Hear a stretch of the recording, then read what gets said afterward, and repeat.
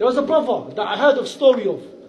For 30 years he's been trying to go to Mecca. 30 years. He wants to see the Kaaba. Every year, for some reason, his visa gets rejected. Every year. You ask him, why? Bro, look, I'll show you the papers, my guy. Saudi Arabia is not accepting me for no reason. I don't have a criminal record, I don't have nothing. Akhi, there must have been something you done that's so terrible. Allah subhanahu wa ta'ala does not allow you to enter his house. What's the situation? The brother said, I came home one day. The last day of, what's the month before Ramadan?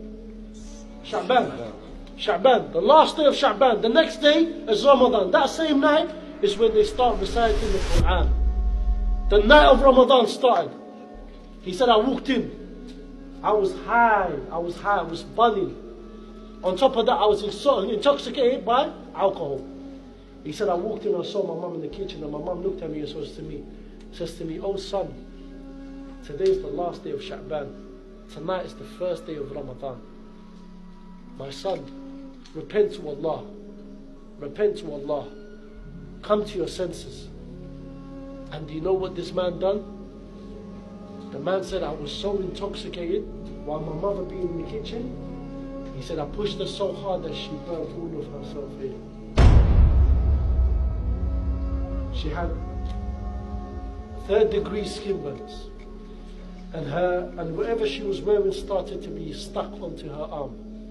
And all of going up here with her hijab on, it was also stuck to the level where she had to go into an emergency surgery. Her mother asked and wanted good for her son. Her son pushed her mother to such a level, she now has to suffer with this for the rest of her life. The brother says, I believe because of this action that I've done, Allah subhanahu wa ta'ala has rejected me from entering his house. So the Shaykh said to him, go to your mother and ask her for forgiveness.